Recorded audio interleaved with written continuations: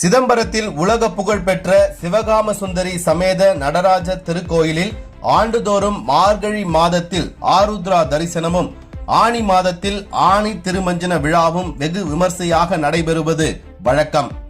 இந்த இரு விழாக்களின் போதும் மூலவர் நடராஜர் வெளியில் எழுந்தருளி பக்தர்களுக்கு அருள் பாலிப்பது சிறப்பு அம்சமாகும். இதனால் இந்த விழாக்கள் உலகம் முழுவதும் உள்ள சிவ பக்தர்களிடையே தனி முக்கியத்துவம் பெற்றுள்ளன.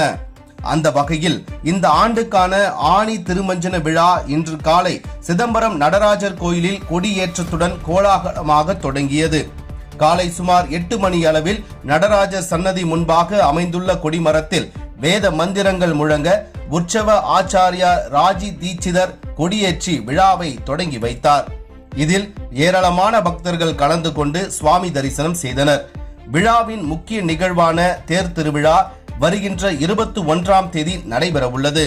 அதனைத் தொடர்ந்து ஆணி திருமஞ்சன தரிசன விழா வருகிற 22ஆம் தேதி மதியம் 2 மணி அளவில் நடைபெற உள்ளது.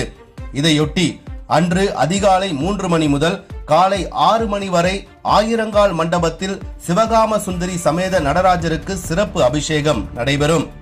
ஆயிரங்கால் மண்டபத்தில் இருந்து நடராஜர் மற்றும் சிவகாம சுந்தரி அம்பாள் நடனமாடிபடியே எழுந்தருளி பக்தர்களுக்கு ஆணி திருமஞ்சன தரிசனம் வழங்கும் நிகழ்ச்சி நடைபெற உள்ளது. இந்த அரிய தரிசனத்தை காண பல்லாயிரக்கணக்கான பக்தர்கள் திரள்வார்கள் என எதிர்பார்க்கப்படுகிறது. மேலும் விழாவையொட்டி 24ஆம் தேதி இரவு பஞ்சமூர்த்திகள் முத்துப்பல்லக்கில் வீதி உலா வரும் நிகழ்ச்சியும் நடைபெறுகிறது. அதனைத் தொடர்ந்து நடைபெறும் தெப்ப உற்சவத்துடன் ஆணி திருமஞ்சன விழாவும் நிறைவடைகிறது.